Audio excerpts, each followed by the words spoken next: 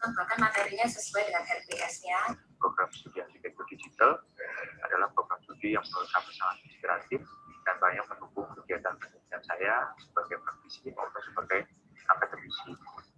Banyak sekali insight-insight baru yang disampaikan sehingga memberikan banyak dalam masa pembelajaran kami.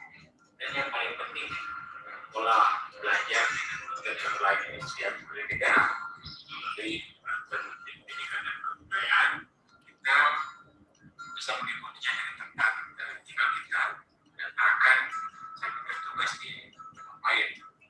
Namun, bobot dan materi kualitas proses pembelajaran hampir tidak ada bedanya dengan proses pembelajaran secara offline.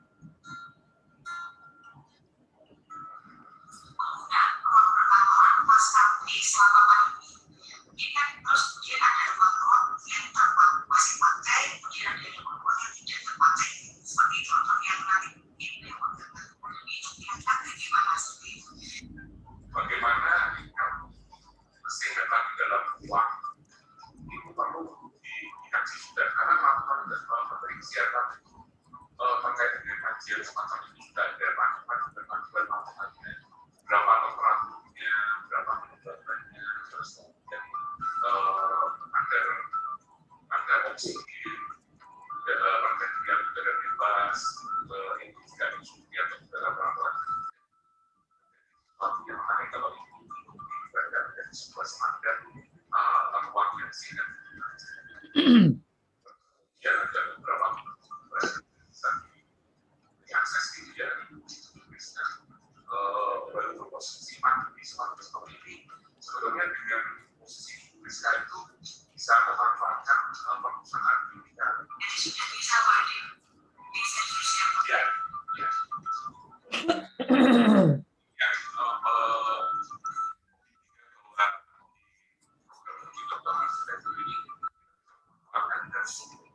kita bisa berinteraksi dengan santai, kemudian antara dosen dan mahasiswa bisa enjoy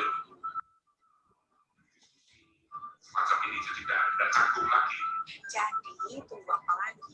Ayo bergabung bersama dengan dijamin belajar itu jadi lebih. Di arsitektur digital ini sangat menjadi yang namanya kejujuran dan kedisiplinan yang dikemas sedemikian rupa sehingga kami tidak merasakan berat dan yang pasti saya bisa tetap merasakan bahagia. Tunggu apa lagi? Mari bergabung bersama kami di Universitas Pranoto Semarang. So, teman-teman, ayo bergabung di program studi Dokter Arsitektur, konsentrasi arsitektur digital, Fakultas Arsitektur dan Desain, Universitas Katolik Supriyo Semarang. Karena arsitektur digital adalah masa depan arsitektur dunia. Maju terus, Supriyo Pranoto.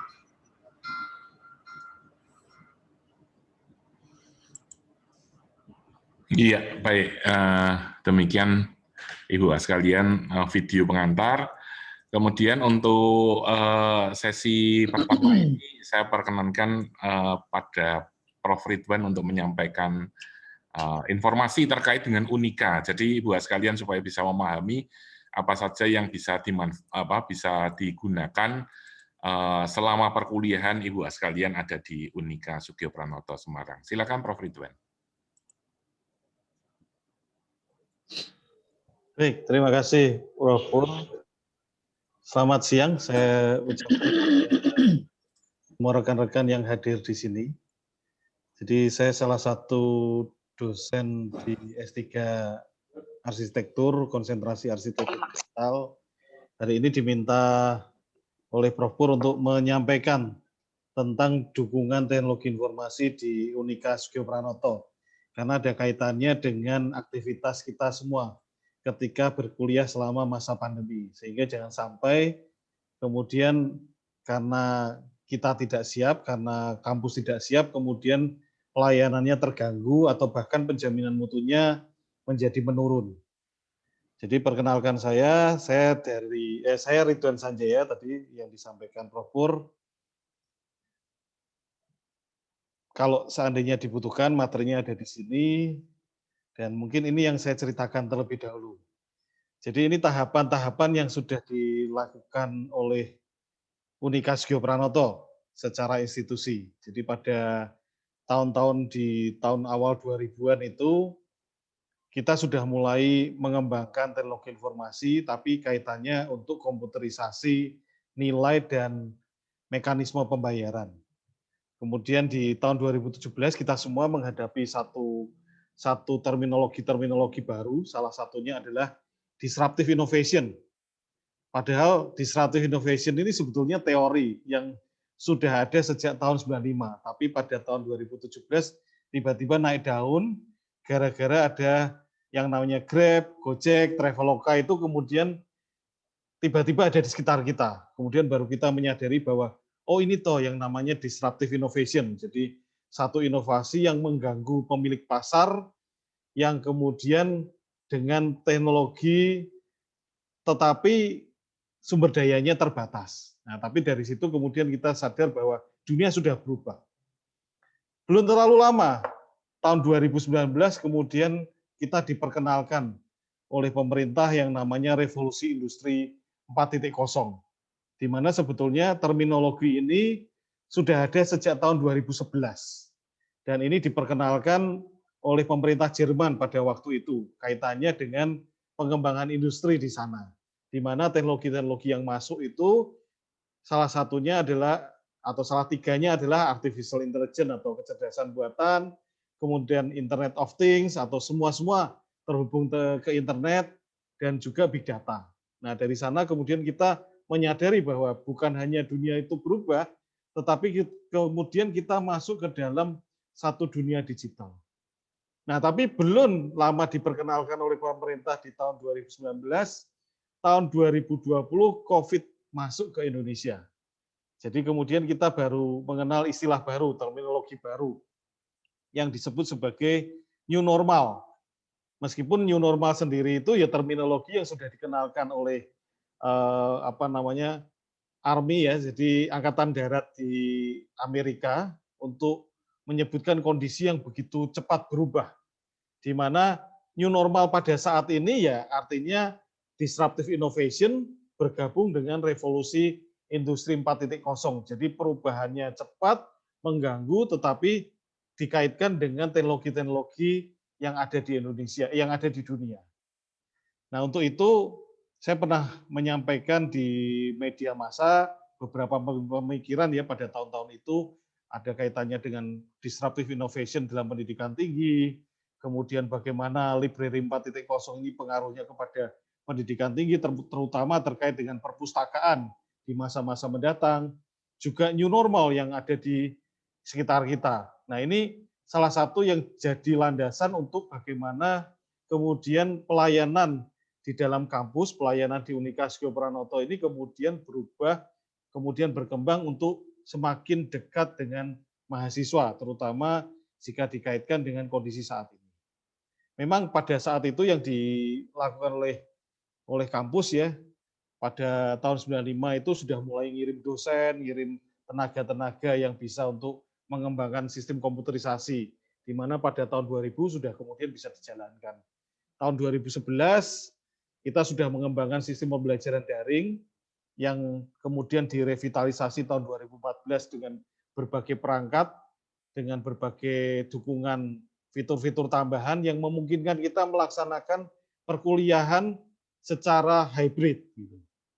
Dan kemudian 2017 semakin diintensifkan dengan adanya otomasi yang ada di dalam administrasi maupun perkuliahan. Itu yang sudah dilakukan oleh Unika. Dan kemudian muncullah sosok-sosok baru yang lahir di Unika Sugio Pranoto. Ada yang namanya Dimas, ada yang namanya Delta, ada yang namanya Vanika, Donita, dan lain sebagainya. Dimas ini singkatan dari Dashboard Informasi Mahasiswa, di mana value yang ingin disampaikan sebetulnya adalah keterbukaan dan integritas di dalam perkuliahan, sehingga tidak ada dusta di antara kita, di antara dosen dan mahasiswa. Begitu juga dengan Delta. Delta itu memungkinkan kita untuk dijembatani agar tugas akhir yang dikerjakan itu transparan, terlihat bahwa prosesnya sudah sampai mana, dari sisi mana yang belum selesai atau tertunda dan lain sebagainya. Itu terlihat jelas oleh masing-masing dosen, bahkan dari pengelola program studi. Kemudian juga ada Vanika atau Virtual Assistant Unika yang memungkinkan kita berinteraksi 24 jam ya. Tidak ada jeda waktu karena yang melayani bukan hotline orang tetapi melainkan hotline yang berbasis kecerdasan buatan. Nah, itu semua informasi kita bisa didapatkan di sana. Vanika ini bisa diakses melalui Line Messenger. Jadi kalau kita pengguna Line Messenger, kita bisa menambahkan yang namanya Vanika untuk kemudian berinteraksi di sana. Kemudian ada Donita, itu yang memungkinkan kita melakukan donasi atau bahkan duta dukungan kita, ada Bersama Unika, dan macam-macam yang sudah kita kembangkan, termasuk Hani, Halo Alumni, memungkinkan masing-masing alumni itu tetap terhubung meskipun sudah tidak lagi melakukan kontak ke kampus. Tapi ini jejaring ini secara virtual tetap di-maintain, tetap dijaga agar semuanya itu saling mendukung, entah itu dari sisi pekerjaan atau kemudian dia kembali lagi untuk memberikan dukungan kepada adik-adiknya dan lain sebagainya. Ini sosok-sosok yang contohnya ada di sini lahir selama tahun 2017 sampai dengan sekarang. Ini contohnya Vanika dan Dimas ini sosoknya, kalau Vanika cewek, Dimas ini cowok. Nah, ini yang contoh yang sebelah, yang di bagian tengah ini yang saya berikan itu garis putus-putus itu salah satu yang dihasilkan oleh Dimas, di mana bisa memprediksi lulusnya kapan gitu. Kalau mestinya dengan sekian SKS yang sudah diambil, Anda ambil sekian SKS, sekarang mestinya udah lulus gitu. Jadi prediksi-prediksi yang berdasarkan kecerdasan buatan itu ada di dalam Dimas. Yang belum ada di dalam Dimas itu memprediksi jodoh itu belum ada, atau bahkan memprediksi nomor gitu itu tidak ada gitu. Jadi memprediksi yang kaitannya dengan akademik. Kalau yang sisi kanan itu contoh dari Vanika, di mana Vanika ini ya melakukan interaksi, salam dan lain sebagainya, sama seperti halnya kalau kita bertemu dengan Vira punyanya BCA, atau bahkan Ava punyanya Rahasia dan lain sebagainya. Nah, Unika punya yang namanya Vanika. Kemudian orang tua, kalau seandainya pembiayaannya masih dari orang tua, itu sudah ada juga aplikasi yang diperuntukkan bagi orang tua. Baik itu melalui aplikasi yang disebut sebagai Unika Menyapa, di mana ada dashboard yang khusus untuk orang tua, atau melalui website Sintak Unika /Ortu, di mana orang tua bisa memantau perkembangan anaknya, entah itu dari sisi persensi maupun dari sisi nilai, bahkan sampai dengan pembayaran.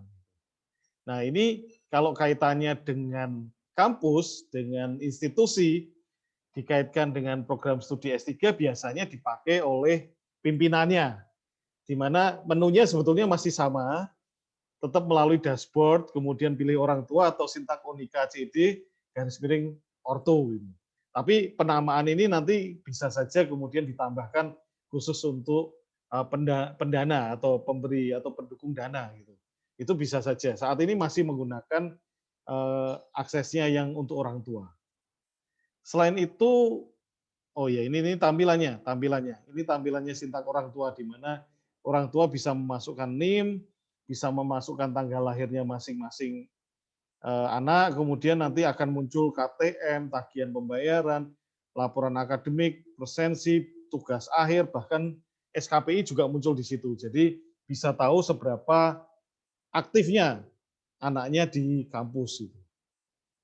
Nah, ini juga informasi yang ada di Dimas itu juga ada di Sintak orang tua, sehingga orang tua juga bisa lihat mestinya diprediksi lulus kapan sih gitu.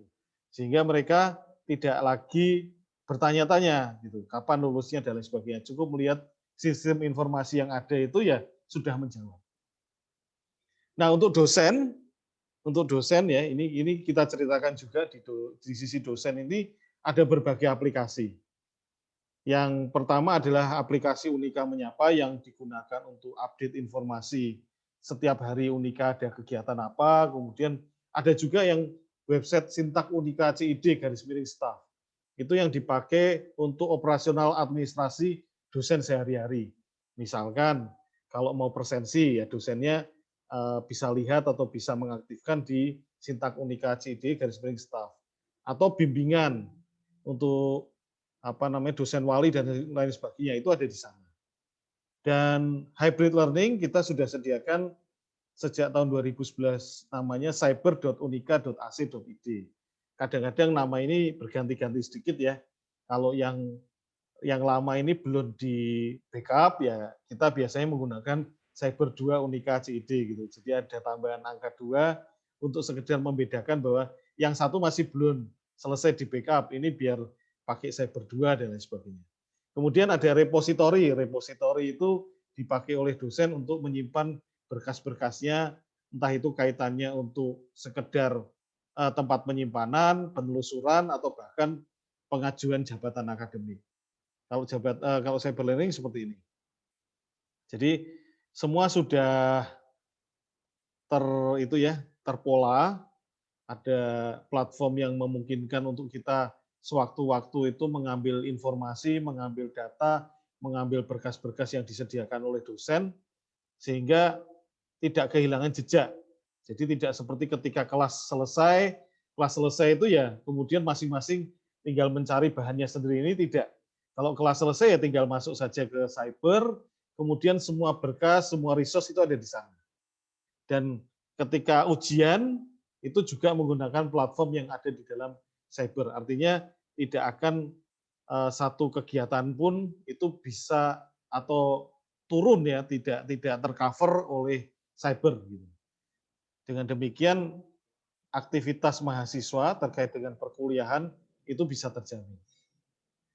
Kemudian mahasiswa jauh lebih banyak aplikasinya dibandingkan dengan dosen, karena di dalam Sintak Unika CID itu tercover semua fitur yang dibutuhkan oleh mahasiswa, entah itu kartu tanda mahasiswa sementara, tampaknya nanti akan jadi tetap karena tidak lagi sementara ya, karena survei yang kita lakukan itu ternyata KTM di dalam HP itu jauh lebih sakti gitu. Seringkali digunakan daripada kalau kartu. Jadi benar seperti yang disampaikan oleh banyak orang. Sekarang ini kekhawatirannya adalah kehilangan atau ketinggalan HP daripada kehilangan atau ketinggalan dompet gitu. Jadi semuanya sudah kita sediakan di dalam sistem informasi yang untuk mahasiswa. Kemudian ada pemilu mahasiswa, ada KRS secara mandiri, angket perkuliahan, tagihan pembayaran, laporan akademik, bimbingan tugas akhir, e-sertifikat ketika kita ikut kegiatan-kegiatan yang ada di Unika, kemudian surat keterangan misalkan keterangan sebagai mahasiswa aktif dan lain sebagainya ada di sana. Termasuk juga rekam jejak menggunakan SKPI itu juga disediakan di situ. Pendaftaran wisuda itu saat ini sudah dikoneksikan dengan tugas akhir. Begitu tugas akhirnya selesai, pendaftaran wisudanya sudah langsung dimulai. Job fair juga disediakan di dalamnya, begitu juga dengan status perpustakaan. Sebetulnya ada satu fitur inbox yang nantinya akan dihapus, tapi sampai saat ini masih dijalankan. Juga ada Dimas, tadi yang sudah saya sebutkan, di mana di dalamnya itu ada presensi online. Jadi mahasiswa-mahasiswa yang sudah masuk saat ini itu ya sudah terbiasa menggunakan presensi, entah itu menggunakan presensi yang ada di cyber, atau presensi yang basisnya GPS gitu. Jadi asalkan terdeteksi bahwa hadir, maka GPS-nya akan memberikan tanda bahwa oke, ini sudah hadir. Di dalamnya juga bisa dilakukan KRS mandiri, tagihan dan pembayaran bisa dipantau di sana, laporan akademik beserta dengan grafik nilainya juga sudah ada disediakan di situ. Begitu juga dengan SKPI, surat keterangan, pengumuman-pengumuman, dan notifikasi. Ada lagi aplikasi Unika Menyapa yang digunakan juga oleh dosen, bahkan dengan wartawan-wartawan yang juga ikut memantau informasi-informasi dari Unika. Kemudian juga ada aplikasi Unika kita yang fungsinya seperti Clue gitu ya, memantau kalau sampai ada yang rusak kemudian bisa dilaporkan, tapi nanti sebentar lagi akan bergabung dengan aplikasi Dimas. Tadi virtual assistant itu bisa diakses dari alamat ini untuk bisa bertemu dengan Vanika, untuk bisa diajak ngobrol di sana. Cyber itu juga untuk mahasiswa, kemudian perpustakaan itu ada di Lib Unika CID, dan repositori juga untuk mahasiswa, selain untuk dosen juga ada di repositori Unika CID. Nah ini contohnya presensi digital. Presensi digitalnya ini pakai GPS, dulunya pakai barcode seperti ini. Itu sekarang sudah berubah karena barcode itu harus hadir di dalam kelas, sementara ini kan tidak. Kemudian untuk alumni, kalau seandainya nanti ke depan dalam waktu 3 tahun kita tidak ada gangguan, tidak ada hambatan, lulus gitu ya, maka aplikasi alumni ini sudah disediakan untuk kita semua. Aplikasi untuk alumni banyak juga, ada aplikasi Unika Menyapa yang juga digunakan oleh mahasiswa dan dosen. Ada juga aplikasi Halo Alumni di Hani, namanya Hani, Halo Alumni. hani.unika.ac.id. Di sana itu terjadi interaksi, begitu juga layanan-layanan. Baik itu kalau butuh surat-surat itu ya bisa didapatkan dari aplikasi Halo Alumni. Legalisir secara pribadi juga bisa dilakukan tanpa harus tergantung ya. Secara independen bisa dilakukan sendiri melalui verifikasi Unika CID sehingga tidak butuh waktu, bahkan tidak sampai 1 hari. Beberapa menit saja itu sudah verifikasi, legalisirnya sudah bisa didapat. Alumni juga punya aplikasi Duta Unika CID di mana bisa menggalang dana dan memberikan bantuan, dukungan kepada adik-adiknya yang masih sedang kuliah. Itu ada di sana. Begitu juga dengan job fair. Seandainya memang dibutuhkan untuk pekerjaan, mungkin sebelumnya tidak ada pekerjaan atau sebelumnya sudah ada pekerjaan, tetapi ingin mencari pekerjaan yang lebih baik, maka kita juga menyediakan jobfair.unika.ac.id. Nah ini contohnya, legalisir digital ini kita menggunakan barcode, jadi begitu kita masukkan NIM dan tanggal lahir, atau NIRL, kalau yang ini NIRL itu nomor induk lulusan ya, itu begitu sudah kita masukkan, maka dia akan keluar dengan sendirinya legalisir yang sudah sertifikat ijazah yang sudah dilegalisir. Begitu juga dengan transkrip nilainya. Nah, kalau untuk keperluan-keperluan khusus, ya alamat-alamat ini sudah tersedia juga. Jadi ada untuk mahasiswa baru, untuk penggalangan dana, untuk donasi. Donasi kita itu maksudnya ya donasi kalau ada kejadian-kejadian tertentu seperti kemarin di NTT, itu platform-platform ini yang kemudian membantu kita untuk menggalang donasi. Untuk yang entrepreneurship itu ada bersama Unika CID. Kalau yang senang menulis buku ada di e-book Unika CID. Kalau yang suka cari sertifikat yang non-degree, itu ada di online.unika.ac.id. Jadi ada kursus-kursus yang nantinya akan mendapatkan sertifikat, tapi memang ada biaya sedikit untuk sertifikat. Kalau jurnal di Unika cukup komplit ya, termasuk di S3 arsitektur itu juga ada jurnal baru ya Pak Pur ya, namanya Joda gitu. Nah itu masuk di sini. Seandainya mau mempublikasi ke alamat lain, ke jurnal lain juga bisa di dalamnya. Kemudian juga ada job fair. Nah ini yang sedang dikenalkan saat ini ada yang namanya SISTA atau Smart Internship System Unika Sugio Pranoto, di mana menjembatani antara mahasiswa dengan pihak ketiga atau perusahaan. Kalau pihak ketiga perusahaan itu bisa lihat track record-nya mahasiswa dari semester 1, kalau mahasiswanya itu bisa memilih perusahaan macam apa yang boleh mendekati saya. Nah itu kalau dipertemukan itu kan menarik. Itu dipertemukan melalui SISTA di mana saling menguntungkan dua-duanya. Yang satu dapat sesuai dengan talenta yang dibutuhkan, yang satu dapat sesuai dengan keinginan atau bahkan fasilitas yang dibutuhkan. Nah ini klop dengan adanya sistem informasi. Di perpustakaan, di tempat Unika Sugio Pranoto berada, cukup aktif dalam mengembangkan inovasi terkait dengan entah itu perpustakaan atau kaitannya dengan pembelajaran. Ada yang namanya Augmented Reality Library, di mana kita bisa mengarahkan handphone atau tab atau gadget kita itu ke arah buku gitu ya, atau ke arah rak-rak buku gitu. Itu untuk kemudian bisa dibacakan oleh orang lain sinopsisnya. Jadi kalau diarahkan ke cover buku, maka akan keluar sosok yang menceritakan tentang sinopsis buku. Nanti kita akan lihat sama-sama gambarnya. Kemudian juga ada peta di dalam perpustakaan. Tadi bookshelf itu tadi rak bukunya bisa menjelaskan buku-buku yang ada di dalam rak ini itu adalah buku-buku yang terkait dengan bidang apa. Itu di sana nanti akan dijelaskan langsung melalui gadget gitu ketika diarahkan ke rak buku. Kemudian juga ada virtual reality library. Ada yang namanya Holi atau hologram library. Gitu. Ada juga yang namanya Sepeda, studio pembelajaran digital. Ini tempat para dosen untuk memproduksi konten-konten digital. Dan ada yang namanya Stella atau simulator teknologi pembelajaran. Ini yang jadi inovasi perpustakaan dalam masa-masa pandemi ini. Nah ini contohnya, augmented reality dan virtual reality library.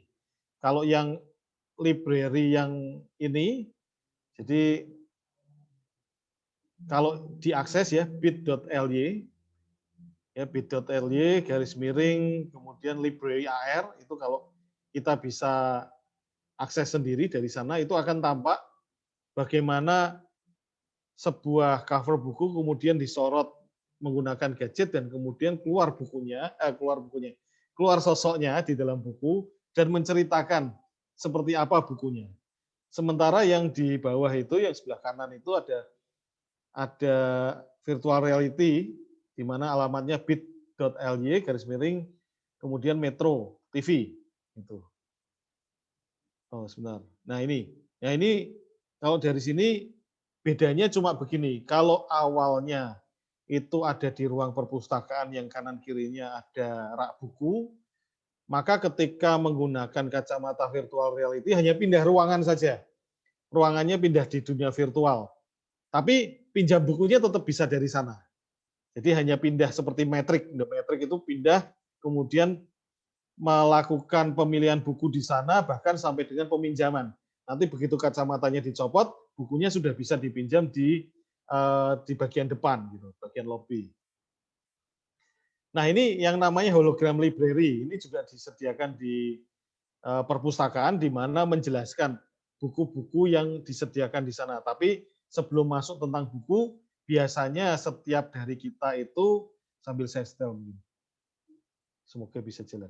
Nah, ini kita disapa biasanya ketika masuk, selamat datang, dan lain sebagainya.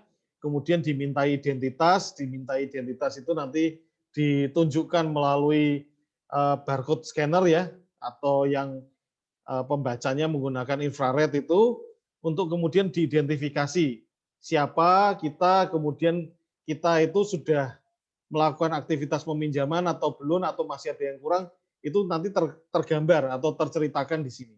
Nah ini contohnya ini sedang menceritakan tentang sinopsis buku. Jadi ini hologram mirip-mirip zaman dulu ya, time track itu ya, di mana pendampingnya dari tokoh utama time track itu ya sosoknya hologram. Ini ada di Unikas Geopranoto. Artinya semua fitur-fitur ini bisa saja digunakan dan dihubungkan dengan kegiatan kita selama pembelajaran. Kemudian ada lagi juga, sebentar. Kalau ini berarti saya harus share komputer sound-nya. Nah ini ada inovasi yang namanya Dropbox buku. Nanti baru bisa diaktifkan ketika hadir secara fisik ya.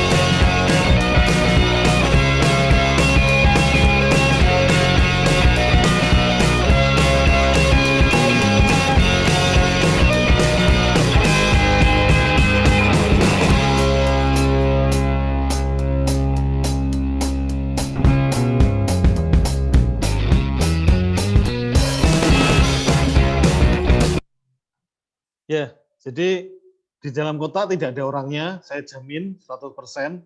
Tapi yang jelas dia bisa menerima buku kemudian mensinkronisasi ke dalam sistem informasi perpustakaan dari masing-masing mahasiswa agar kemudian secara otomatis diberi tanda bahwa bukunya sudah kembali.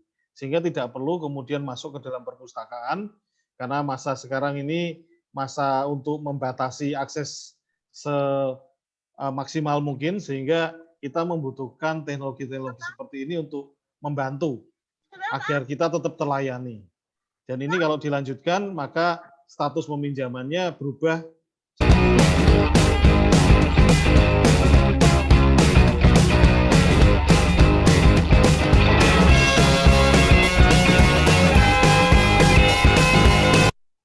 Jadi seperti itu, saat ini sedang dikembangkan juga di perpustakaan ATM buku, di mana buku-buku yang akan dipinjam itu biasanya karena kondisi pandemi ini harus lewat perpustakaan ya, lewat satpam, maka kemudian diganti dengan mesin ATM yang nantinya kalau sudah memasukkan nomornya yang diminta di dalam aplikasi, maka bukunya bisa diambil. Nah, itu yang sedang dikembangkan saat ini oleh perpustakaan agar bisa tetap memaksimalkan layanan untuk mahasiswa. Tapi prinsipnya, secara prinsip ya, bahwa digitalisasi yang dilakukan oleh Unika Sugiopranoto, ini memungkinkan kita itu tetap aktif, tetap dijamin kelancarannya, baik itu dari sisi perkuliahan maupun administrasi akademik, dengan memanfaatkan kelebihan dari teknologi informasi, terutama teknologi informasi yang baru-baru ini sedang hype gitu ya, sedang happening. Ada big data, kemudian artificial intelligence, dan Internet of Things. Dengan begitu apa? Dengan begitu bahwa kita makin yakin bahwa kuliah di S3 arsitektur, konsentrasi arsitektur digital, terutama ada kata-kata digital itu memang sudah siap, sudah ready untuk menghadapi kondisi-kondisi baru saat ini yang mungkin berbeda normalitasnya dibandingkan pada saat sebelum pandemi. Sehingga kita bisa sama-sama yakin dan bahkan bisa sama-sama percaya bahwa studi saat ini meskipun jaraknya terbentang jauh, ada yang di Papua, ada yang kemudian di Kalimantan, ada yang bahkan sampai dengan Timor Leste, itu tetap terkoneksi, terjamin koneksinya, dan bisa tetap lancar. Dan bahkan tadi di dalam video itu menemukan insight-insight baru, ya, menemukan wawasan-wawasan baru yang mungkin bermanfaat bagi kita ketika mengembangkan profesi kita di dunia arsitektur. Demikian yang saya bisa sampaikan, Prof. Pur. Terima kasih semua. Selamat siang, Tuhan memberkati. Baik, terima kasih Prof. Ridwan. Demikian Ibu Bapak sekalian, gambaran singkat tentang Universitas Katolik Sugiopranoto di era digital, begitu ya, bisa dikatakan begitu. Tidak hanya program studi doktor arsitektur saja yang konsentrasinya arsitektur digital, tapi Unika saja sudah memasuki pada era digital. Sebelum saya memaparkan gitu ya, memaparkan tentang arsitektur digital, ya program studi doktor ini, alangkah baiknya karena ada beberapa dari Ibu sekalian yang hadir sesudah saya menyampaikan tentang video profil tentang program studi doktor arsitektur, saya akan mengulang untuk pemutaran video tersebut sekali lagi.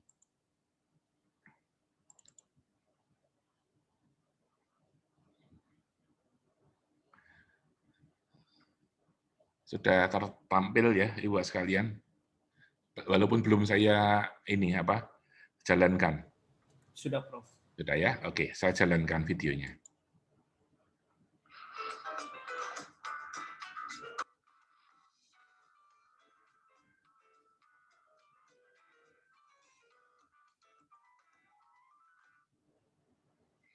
Halo, saya Oni, mahasiswa S3 jurusan arsitektur di Unika Sugiopranoto Semarang. Saya adalah mahasiswa yang angkatan berkuliahnya kebetulan bersamaan dengan pandemi COVID-19, sehingga kami kuliahnya secara online di rumah aja. Dan ternyata kuliah secara online bersama dengan Unika Sugiopranoto itu sangat seru loh dan sangat berkualitas. Saya bisa studi sambil melaksanakan ke saya di tempat kerja, terjawab perguruan tinggi, karena kebetulan saya juga ngajar di Unhas Surabaya. Kemudian saya tetap bisa dekat dengan keluarga. Dengan perkuliahan model online ini tidak mengganggu semangat belajar kami, bahkan lebih efektif.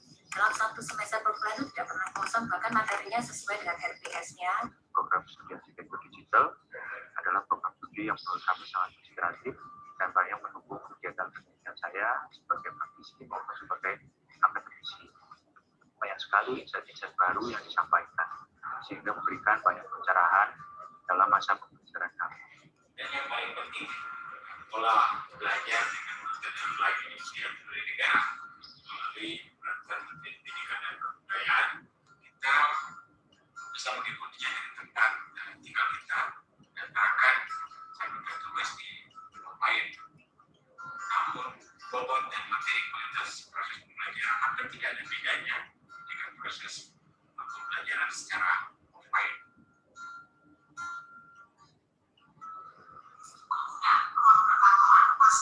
Selama pandemi, kita terus kemudian ada dua blok yang masih pakai, kemudian ada yang tidak terpakai, seperti contoh yang nanti itu kira-kira bagaimana seperti itu.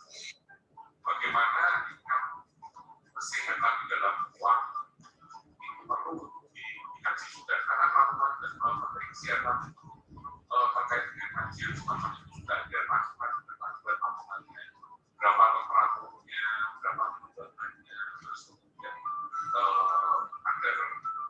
ada oksigen, ada udara bebas, itu juga diskusi atau dalam perawatan. Yang menarik kalau diberikan dari sebuah standar ruang yang sehat. Terus kemudian ada beberapa yang bisa diakses di media walaupun posisi di suatu seperti ini sebetulnya dengan posisi BSK itu bisa memanfaatkan perusahaan pendidikan. Jadi sudah bisa di servisnya. Ya, ya. Oke, demikian bahwa di program studi dokter arsitektur ini kita memanfaatkan dan kita bisa berinteraksi dengan santai, kemudian antara dosen dan mahasiswa bisa enjoy semacam ini, jadi tidak canggung lagi. Jadi tunggu apa lagi? Ayo bergabung bersama dengan dijamin belajar itu jadi lebih menyenangkan. Di arsitektur digital ini sangat menjunjung tinggi yang namanya kejujuran dan kedisiplinan yang dikemas sedemikian rupa sehingga kami tidak merasakan berat, dan yang pasti saya bisa tetap merasakan bahagia. Tunggu apa lagi? Mari bergabung bersama kami di Universitas Kantor Semarang. So, teman-teman, ayo bergabung di program studi dokter arsitektur, konsentrasi arsitektur digital, Fakultas Arsitektur dan Desain, Universitas Katolik Semarang. Karena arsitektur digital adalah masa depan arsitektur dunia. Maju terus, Studio Pratama.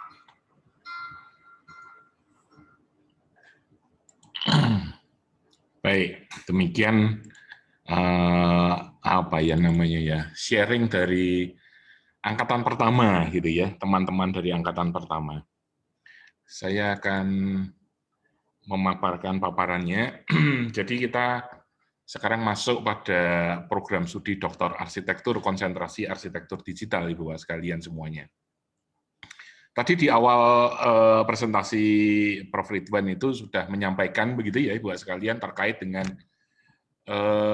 mengapa era digital ini sekarang sedang marak untuk dibicarakan, gitu. Dan mensikapi perkembangan tersebut, Universitas Katolik Sugiyopranoto memberanikan diri untuk mengambil bidang konsentrasi yaitu tentang arsitektur digital. Tentu hal seperti ini tidak merupakan sesuatu hal yang serta-merta. Beberapa tahun yang lalu saat saya masih menjadi dekan pasca sarjana, Prof. Ridwan itu menugaskan saya untuk mengembangkan perkuliahan dengan menggunakan cyber ini lebih lebih powerful bisa dikatakan begitu. Ya, bahkan menggunakan sistem MOOC. Kalau Ibu sekalian mengenal MOOC, Massive Open Online Course gitu ya, itu dikembangkan. Pada saat itu beberapa teman-teman dosen sudah merespon dengan positif gitu ya. Saat itu belum ada pandemi, ya. Tetapi belum semuanya memanfaatkan peluang itu. Tetapi pandemi ini seperti blessing in disguise gitu ya. Artinya ada sesuatu berkat di balik kondisi yang tidak kita inginkan ini. Gitu. Nah, terus kemudian 2 tahun yang lalu sebelum pandemi pula, saya sudah menyampaikan di dalam dalam sebuah pelatihan pekerti waktu itu yang dilakukan oleh Aptisi Semarang, itu saya mengatakan 5-10 tahun yang akan datang kampus itu sepi karena nanti perkuliahan online. Waktu itu saya tidak mengatakan bahwa itu akan ada pandemi, enggak. Tetapi 5-10 tahun yang akan datang itu bukan terjadi, tetapi malah 2 tahun setelah itu terjadi karena ada pandemi. Kampus sepi, Ibu sekalian mungkin semuanya mengalami dengan hal semacam itu. Ya, kampus sepi, tapi bukan berarti tidak ada mahasiswa. Kuliah dengan online. Dengan pengalaman Unika, beberapa tahun sebelumnya, itu kami sudah menyiapkan, tadi Prof. Ridwan sudah menyampaikan tentang cyber.unika.ac.id, itu adalah sebuah sistem yang sudah dikembangkan Unika jauh sebelum kejadian pandemi ini. Begitu ada pandemi, kami bisa dikatakan lebih siap gitu ya, karena sudah tersedia jauh-jauh hari sebelum itu. Nah, mungkin yang saya sampaikan kepada Ibu sekalian masih dalam beberapa waktu yang akan datang, kita akan masih menggunakan sistem online. Bahkan mungkin atau bisa dipastikan semester depan itu program studi doktor arsitektur masih menggunakan sistem online. Ya, jadi kuliah di semester pertama itu menggunakan sistem online karena dosen-dosen di Unika sudah vaksin semua, tetapi mungkin mahasiswa itu belum vaksin, sehingga ini agak sedikit riskan ya kalau kita mengadakan kuliah tatap muka secara langsung. Maka akhirnya ada hal-hal yang kebijakan yang kita ambil terkait dengan hal seperti ini. Gitu. Nah, kami siap untuk hal perkuliahan online ini. Jadi tadi testimoni dari teman-teman mahasiswa S3 angkatan pertama itu mengatakan bahwa kuliahnya oke, nggak ada kendala apapun juga.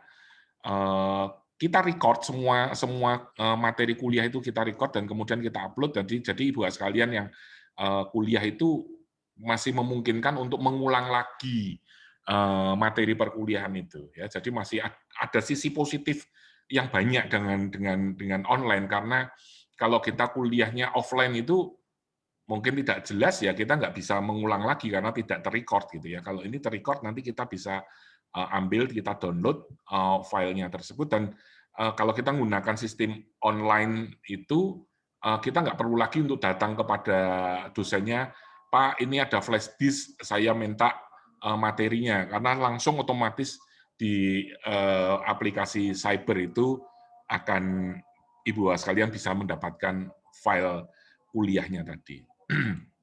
Nah, jadi apa toh digital arsitektur itu gitu ya? Digital arsitektur itu suatu bidang yang akan kita kembangkan terus, yang kita memanfaatkan media-media digital ya di dalam proses desain kita gitu.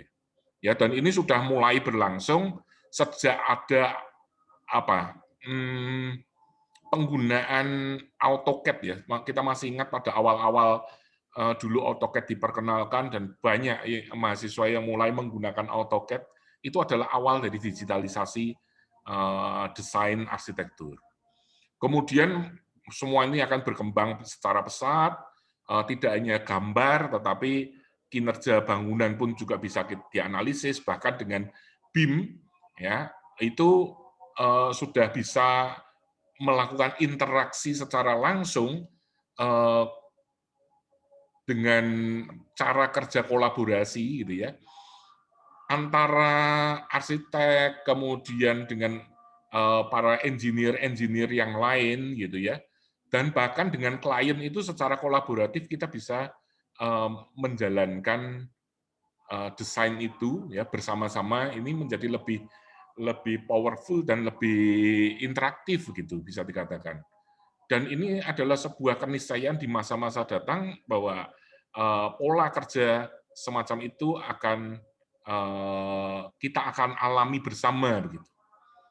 Nah, di dalam digital arsitektur ini pengembangannya mulai dari konsep, desain development dan sebagainya, ini semua akan terjadi di dalam proses digitalisasi tersebut. Nah, inilah yang saat-saat kita akan memasuki era semacam ini, mau tidak mau kita pro ataupun kontra kita akan masuk di situ. Saya masih ingat ya beberapa tahun yang lalu pada saat belanja online itu belum secanggih sekarang. Dulu itu masih dengan cara main share di Facebook gitu. Saya mau jual ini, siapa yang mau beli begitu. Ya, belum ada rekening bersama gitu. Waktu itu belum ada. Dan penuh dengan risiko. Jadi saya transfer uang kepada penjual, tapi penjualnya tidak ngirim kepada saya, dan terus kemudian banyak orang yang pro dan kontra. Gitu. Pro yang mengatakan pro ini merupakan sebuah terobosan baru, ini kemudahan baru, tetapi yang kontra mengatakan risikonya terlalu besar. Tetapi toh di dalam semuanya itu penyempurnaan itu terjadi dan kita sekarang sedemikian nyamannya untuk melakukan belanja-belanja online semacam itu gitu ya. Nah, berarti apa yang dulu menjadi sesuatu yang mengerikan, sesuatu yang kita belum bisa kita terima sepenuhnya gitu. Sekarang kita nyaman gitu. Demikian juga digital arsitektur. Mungkin kita mengatakan apa itu digital arsitektur? Di mana peran manusia ya mempertanyakan itulah ya. Terus kemudian mana sentuhan-sentuhan yang manusiawi lah bisa dikatakan begitu yang itu tidak mungkin dilakukan oleh digital gitu ya. Nah, itu sekarang kita masih mempertanyakan, kita masih memperdebatkan itu, tetapi di kemudian hari dengan penyempurnaan itulah kita akan menghadapi dan mengalami itu semua. Maka dengan kita mempelajari digital arsitektur di era-era sekarang, kita akan semakin lebih siap di era yang akan datang, saya pikir itu. Bahkan kalau kita melihat bahwa di Akadia itu ya, Association for Computer IT Design in Architecture itu menyatakan bahwa digital itu akan berada di dalam 9 aspek. Ya, kita sudah mengalami digital pedagogi. Ya, pembelajaran dengan digital sekarang sudah kita alami gitu ya. Kemudian ada nanti akan diketemukan dengan digital tools. Ini pun juga sudah terjadi. Ya, bahkan pembangunan rumah dengan menggunakan 3D printing yang besar gitu.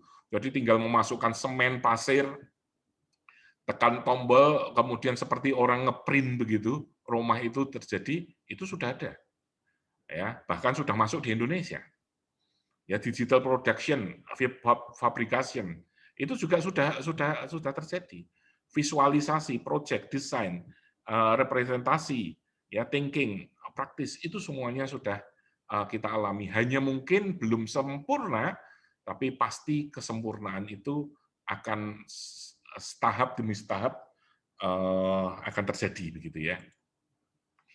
Nah, kalau kita melihat apa sih skop atau ruang lingkup di dalam digital arsitektur, kita bisa melakukan penelitian-penelitian terkait dengan digital modeling untuk urban design, ya digital construction untuk bidang kita maupun di sipil ya maupun juga di arsitektur begitu.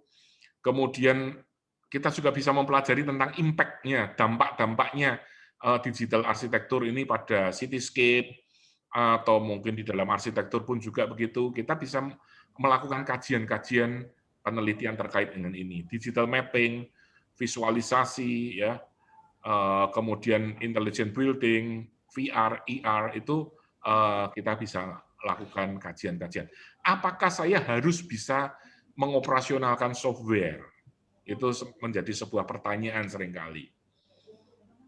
Bisa ya, bisa tidak. Mengapa saya mengatakan bisa ya, bisa tidak? Kadang-kadang kalau kita memang membutuhkan software itu untuk penelitian kita, mengapa tidak kita belajar untuk software itu? Ya, tetapi bisa juga kita melakukan kajian-kajian, misalkan contohnya adalah metode perancangan arsitektur, misalkan. Metode perancangan arsitektur yang kita kenal sekarang ini mungkin akan berubah di era digital nantinya, ya, karena ada perkembangan-perkembangan itu. Kemudian kita membuat kajian tentang metode perancangan arsitektur di era digital. Tentu tanpa perlu untuk kita mempelajari software digital itu secara mendetail, gitu ya.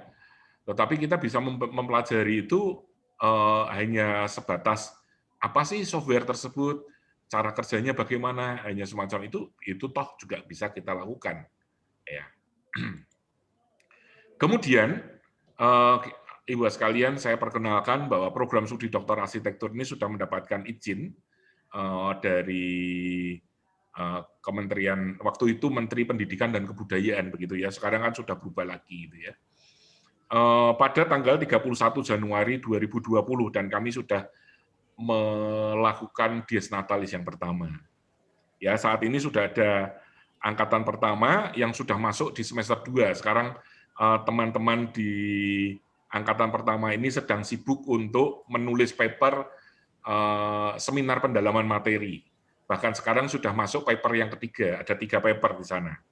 Ya, terus kemudian sudah masuk pada paper yang ketiga, 16 mahasiswa di angkatan pertama, dan ada 1 dari luar negeri, yaitu dari Timor Leste, gitu ya. Timor Leste sekarang luar negeri, walaupun masih saudara dengan kita. Nah, itu di gambaran yang ini. Dan kami nanti akan mempersiapkan untuk angkatan yang kedua. Untuk acara dies natalis, kita tidak hanya sekedar pesta hura-hura, ya juga pestanya dalam kalangan terbatas waktu itu karena pandemi ini, tetapi kami bisa melakukan pesta akademik, ya, dengan cara kami mengadakan webinar waktu itu.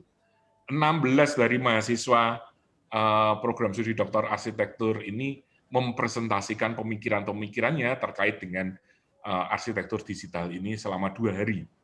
Dan sambutan dari peserta itu sangat antusias yang melihat bahwa ada wawasan baru yang dikemukakan oleh 16 mahasiswa program studi doktor angkatan pertama ini.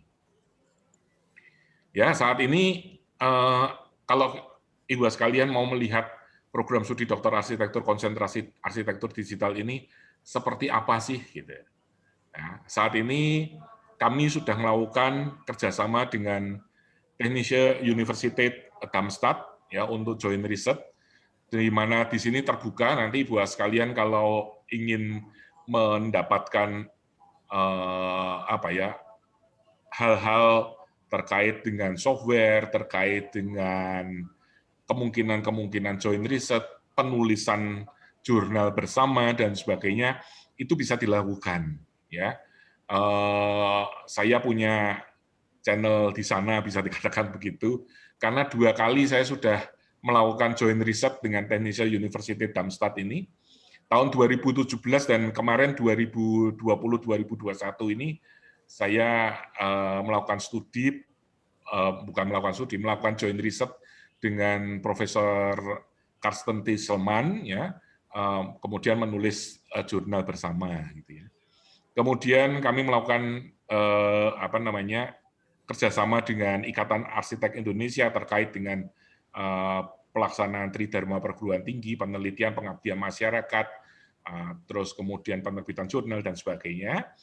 Kemudian dengan IPLBI juga begitu, ya, dengan PT Kenari Jaya sudah kami lakukan semuanya dan ada beberapa lagi. Mungkin Ibu sekalian ada yang mengatakan, apa iya, begitu ya. Nah, ini buktinya kami melakukan kerjasama dengan TU Darmstadt, ya. Ini TU Darmstadt, kemudian dengan IAI, dengan Kenarijaya, dengan IPLBI, dan beberapa lagi. Kemudian tadi saya sudah menyampaikan bahwa telah dilakukan joint research dengan TU Darmstadt, jadi bukan hanya sekedar sleeping MOU, ya, bisa dikatakan begitu ya buat sekalian, ya. Sleeping MOU itu tanda tangan MOU terus kemudian nggak ada follow up-nya dari MOU tersebut, ya nggak seperti itu, gitu ya. Di sini sudah dilakukan joint research, ya, pada bulan November 2020 sampai pada awal Februari 2021 yang lalu, kemudian melakukan penulisan jurnal bersama dengan Profesor Carsten Tisselman, gitu ya. Jadi nanti kalau ada dari antara ibu sekalian, kalau kuliah di program studi doktor arsitektur, nanti bisa untuk kontak dengan beliau-beliau yang ada di TU Darmstadt ini. Terus kemudian melakukan penelitian bersama, jadi tidak hanya sekedar kuliah ibu sekalian, tapi kami akan melibatkan ibu sekalian di dalam penelitian-penelitian, gitu ya. Terus kemudian pengabdian pada masyarakat juga. Bahkan sekarang ini kami sedang merintis untuk menulis buku bersama dengan seluruh mahasiswa program studi arsitektur ini terkait dengan bidang arsitektur digital. Ya, ini yang saya kerjasama dengan TU Darmstadt ini, dan ini dibiayai oleh Katholischer Akademischer Ausländerdienst, KAAD. Ya, jadi ini mendapatkan surat rekomendasi, terus kemudian surat rekomendasinya dikirim ke KAAD untuk menyatakan bahwa penelitian saya ini diterima oleh TU Darmstadt dan mereka bersedia untuk melakukan kerjasama penelitian. Dengan demikian nanti sesudah itu KAAD memberikan biaya untuk riset ini. Ya, terus kemudian kami juga sudah melakukan seminar, ya, tentang arsitektur digital dalam berbagai macam pandangan, gitu ya. Jadi kalau ibu sekalian misalkan kepingin melakukan penelitian tentang arsitektur Nusantara atau arsitektur vernakular atau tentang teori arsitektur atau sejarah arsitektur bisa. Jadi Pak Yuryantar ini sudah mulai dengan mendigitalisasi arsitektur Nusantara. Ya, beberapa mahasiswa S1 Unika Sugio Pranoto itu diajak untuk tinggal di beberapa daerah di Indonesia ini untuk merekam, mendokumentasikan bangunan-bangunan tradisional ada di Sumba, di Wairebo, kemudian ada di Toba, gitu ya. Itu kemudian hasil dari dokumentasi tersebut didigitalisasikan. Kemudian ada ahli Hong Shui, ya, ahli Feng Shui itu, ya, yang memaparkan tentang Feng Shui dengan digital, gitu ya. Nah, ini sudut-sudut pandang, gitu ya. Software-software terkait dengan hal tersebut kan banyak. Kalau ibu sekalian ada yang senang dengan Feng Shui, itu kalau ibu sekalian buka di aplikasi Google Play itu ada software tentang kompas Feng Shui itu ada. Jadi menggunakan kompas, enggak perlu beli Lopan, ya, Lopan itu kompas Feng Shui itu enggak perlu untuk beli seperti itu, menggunakan software di Google Play itu kita download, kita aplikasikan di Android kita bisa menggunakan itu. Ya. Nah, ini kan sangat luar biasa. Ya. Nah, kemudian kami menyiapkan, ini tadi sempat disinggung oleh Prof. Ridwan, program studi doktor arsitektur, menyiapkan jurnal arsitektur digital. Ini pertama kali di Indonesia, bahkan kemarin waktu kami mendapatkan kunjungan visitasi waktu pembukaan program studi ini, evaluatornya itu sempat mencari-cari ini di internet gitu dengan kata-kata Journal of Digital Architecture gitu. Enggak ketemu, tidak ada di dunia ini gitu. Ya, mungkin bahwa kalau saya menyiapkan jurnal ini, ya ini jurnal pertama di dunia juga gitu ya. ya moga-moga ini informasi saya betul gitu. Karena evaluator saya mengatakan ini ada kemungkinan, ada peluang mungkin Unika Sugio Pranoto yang membuat jurnal ini, dan usulan tersebut kami akomodir, kami respon dengan baik untuk ini. Jadi buat sekalian yang memiliki minat, boleh juga untuk mengirimkan jurnal terkait dengan arsitektur digital di tempat kami. Terus kemudian gambaran umum apa yang bisa kita dapatkan selama 6 semester. Ibu sekalian, di semester pertama memang sesuai dengan peraturan dari Dikti sendiri, kita harus ada kuliah. Kuliahnya itu sekurang-kurangnya 8 SKS. Maka kami menyediakan di sini kuliah wajibnya 3. Ya, Ibu sekalian harus mengikuti kuliah arsitektur digital, metode penelitian, filsafat ilmu, dan kemudian kami menyediakan MKP. MKP ini akan terselenggara jika ada minimal 4 mahasiswa. Ya, ada MKP tentang teknologi sistem bangunan, ya. Kemudian MKP filsafat, teori, dan sejarah arsitektur. Kemudian yang ketiga adalah MKP pemukiman dan perkotaan, dan yang keempat adalah MKP manajemen konstruksi. Dari semuanya ini, tugas ujian dan ujian akhir dari Ibu sekalian bukan merupakan ujian yang sifatnya menghafal, tetapi Ibu sekalian diminta untuk menulis paper, dan di ujian akhir biasanya kami minta Ibu sekalian menulis paper jurnal yang submit di jurnal nasional. Jurnal nasional saja, bukan nasional terakreditasi, bukan jurnal internasional, bahkan juga jurnal internasional bereputasi, enggak, tapi jurnal nasional, kan ringan gitu ya. Nah, itu bisa dipilih mau memasukkan di JODA tadi, Journal of Digital Architecture juga boleh gitu ya, masuk di situ. Kemudian di semester 2 ini yang angkatan pertama sedang menulis, yaitu tentang seminar pendalaman materi, ada 3 paper di situ. Paper yang pertama tentang kajian filsafat, paper yang kedua adalah kajian tentang teori, dan paper yang ketiga adalah kajian tentang metodologi. Di dalam penulisan ini, setiap Jumat dan Sabtu kami dampingi dengan studio bimbingan. Jadi bisa terarah, dan sampai saat ini bisa dikatakan para mahasiswa ini bisa menyelesaikan papernya, dan sudah ujian gitu ya, dan sudah lulus untuk 2 paper.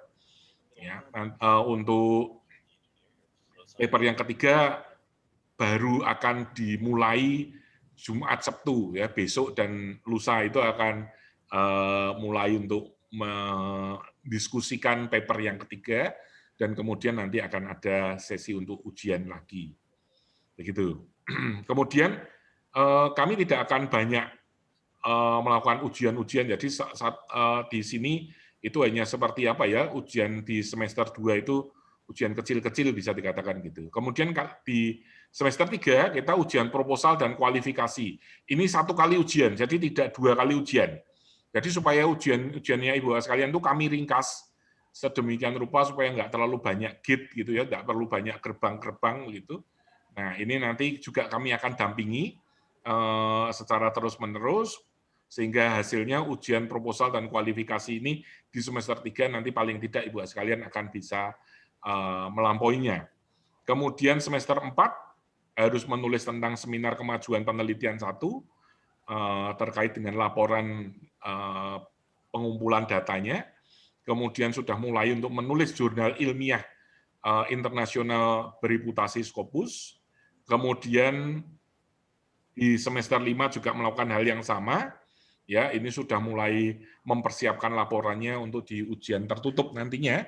Ya, ini harus full sudah semua hasil penelitian, laporan hasil penelitiannya setidak-tidaknya sudah full ditulis. Nanti ada hal-hal yang perlu untuk disempurnakan, nanti kita bisa diskusikan di semester 6. Ya, terus kemudian juga mempersiapkan penulisan jurnal ilmiah yang kedua, dan semuanya ini proses ini selalu akan kami dampingi sehingga akan menghasilkan hasil yang bisa terukur, bisa dikatakan begitu, dan tidak kami lepas, karena kalau kami lepas itu biasanya nunggu-nunggu atau kemudian malah sibuk mengerjakan yang lain, ya, tertunda dan sebagainya, sehingga kami mengharapkan semester 6 itu memang betul-betul bisa untuk melakukan ujian tertutup. Dan kami memang tidak mengadakan ujian terbuka, kami cukup untuk melakukan ujian tertutup nanti selesai. Demikian ini gambarannya untuk kurikulum, dan kemudian seperti tadi saya sampaikan bahwa kajian bidang kajian untuk riset itu bisa desain, bisa teori, bisa sejarah, teknologi, pemukiman, kritik, dan sebagainya. Bisa juga melakukan pemanfaatan simulasi komputer, dan juga menggunakan artificial intelligence yang lain. Silakan Ibu sekalian jika ingin bergabung untuk bisa masuk di pmb.unika.ac.id ini, nanti bisa mengupload, ya, ada scan ijazah, scan KTP, scan transkrip, scan foto gitu ya. Itu nanti diminta. Kalau ada kesulitan, nanti silakan untuk menghubungi administrasi di Unika Sugi Pranoto, Mas Gatot, dan nanti akan silakan untuk dikirim melalui WA ke Mas Gatot. Kemudian nanti Mas Gatot yang nanti akan mengupload data-data Ibu sekalian. Kalau Ibu sekalian mengalami kesulitan, kami akan bantu itu. Ya, terus kemudian dimohon untuk rekomendasi dua pemberi rekomendasi, bisa dari pembimbing, dosen, atau profesor, atau dosen yang mengenal baik dari calon mahasiswa S3 ini, ya, atau dosen pembimbing waktu studi S2, misalkan begitu boleh. Ya, nanti melengkapi tes potensi akademik dengan nilai minimum 550, ini boleh untuk menggunakan TPA Cerdos, itu boleh. Ya, untuk TOEFL 500 atau IELTS 6, ini juga nanti tidak harus di awal, tapi sebelum ujian nanti Ibu sekalian harus melengkapi data-data ini semuanya. Kemudian berapa sih biaya kuliahnya, itu ya, seringkali ada pertanyaan gitu. Jadi nanti kalau Ibu sekalian berminat, Ibu sekalian bisa mengisi formulir tadi dan kemudian menyerahkan uang pendaftaran sebesar 1,5 juta rupiah. Ya. Kemudian biaya kuliah itu per semester 13,5 juta. Ini paket, jadi Ibu sekalian tidak akan dibebani dengan biaya-biaya apapun lagi, kecuali nanti biaya wisuda saja. Ya, selama ini nanti Ibu sekalian tidak akan dibebani ada peminjaman buku misalkan begitu, nggak ada biaya. Jadi Ibu sekalian bisa memperkirakan kalau Ibu sekalian memang serius untuk kuliah, Ibu sekalian bisa menyelesaikan dalam waktu 6 semester, ya 13,5 ini silakan dikalikan dengan 6, kemudian ditambah 1,5 juta, itulah biaya kuliah Ibu sekalian semuanya. Ya, ini jadwal kuliahnya ya. Nanti ini fakultatif, mungkin bisa menyesuaikan sesuai dengan waktu pendaftaran. Demikian Ibu sekalian paparan saya, pengenalan dari program studi Dr. Arsitektur ini. Mungkin kalau ada pertanyaan atau diskusi, silahkan menyampaikan kepada kami. Silahkan.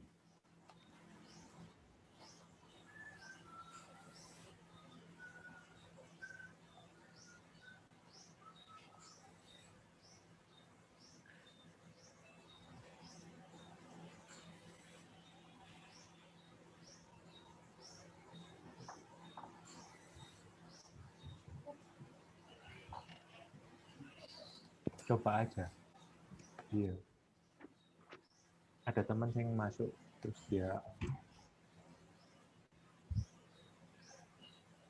di chat itu saya tulis nomor WA saya. Jadi kalau misalkan Ibu sekalian ada pertanyaan-pertanyaan, kesulitan dan sebagainya, silahkan untuk mengajukan pertanyaan dan sebagainya di chat saya.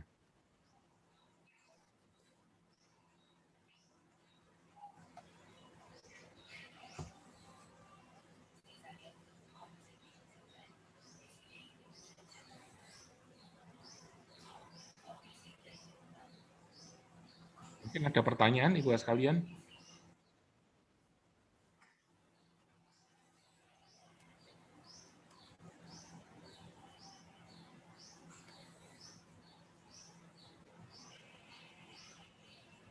Kalau Ibu sekalian tidak berkeberatan, bisa menuliskan nomor WA Ibu sekalian di kolom chat. Bu Santi, kemudian Pak Fahrudin tadi,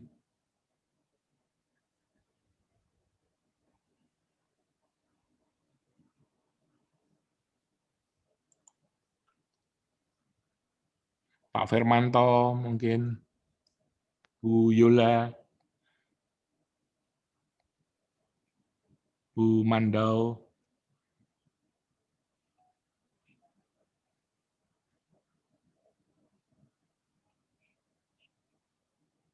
Pak Dimas, Pak Andri, Bu Ina, mungkin bisa menyampaikan WA-nya.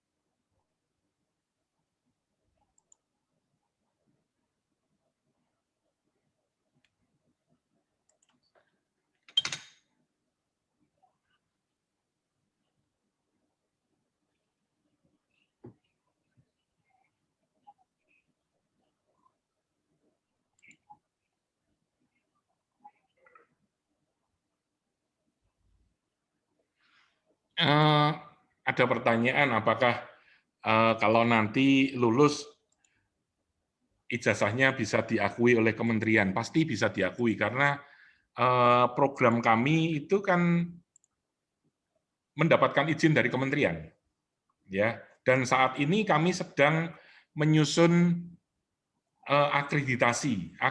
Jadi setelah 2 tahun itu kami harus menyusun akreditasi. Dengan demikian nanti pun juga kita akan terakreditasi.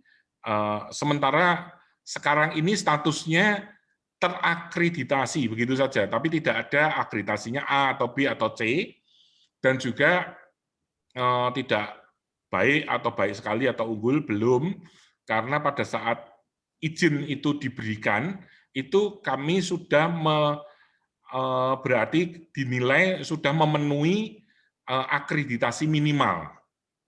Ya, akreditasi minimal itu sudah diakui. Jadi kalau izin sudah mendapatkan izin, itu statusnya terakreditasi tanpa peringkat, gitu.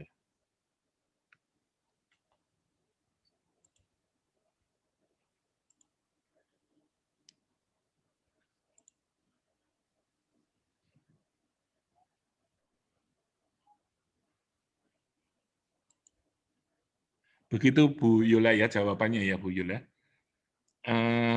Ya, terima kasih Pak Andri, WA-nya juga sudah saya catat. Jadi yang saya mau tegaskan, apa yang menjadi keunggulan kita di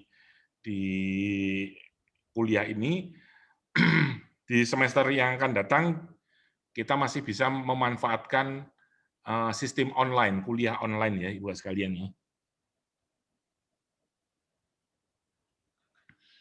Maka dari itu, mahasiswa angkatan pertama memanfaatkan kesempatan dengan kuliah online ini. Ya, jadi bisa tetap di tempat masing-masing, terus kemudian kita menggunakan sistem online. Kalau nanti sistem online ini sudah tidak berlaku lagi, ya sudah harus 100% offline, kita masih bisa sistem online, peraturan pemerintahnya adalah kita bisa sistem online sebanyak 50%. Ya, itu aturan pemerintah. Karena kalau 100% kita harus punya izin tersendiri namanya PJJ ya, pendidikan jarak jauh. Tapi kita tidak melakukan PJJ. Jadi kita tetap dengan menggunakan peraturan pemerintah, kita masih bisa menggunakan 50% online. Jadi silakan untuk memanfaatkan semacam ini.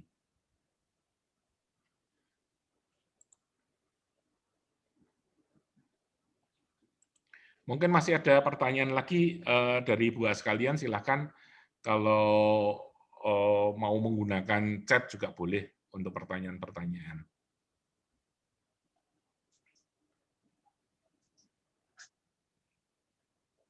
Atau bisa secara langsung juga.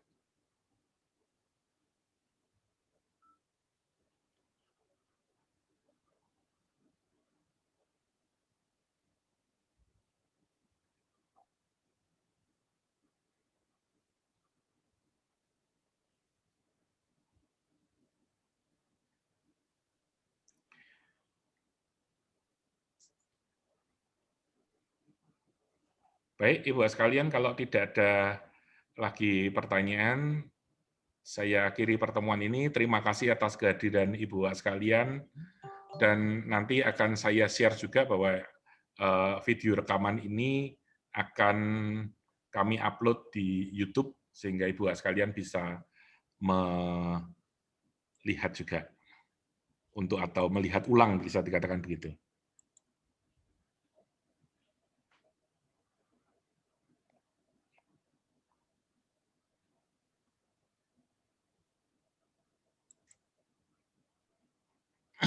Ya, terima kasih buat sekalian semuanya. Selamat siang. Terima kasih, Prof. Terima kasih, Prof. Ridwan. Terima kasih, Prof. Pak Robert. Terima kasih, Prof. Terima kasih.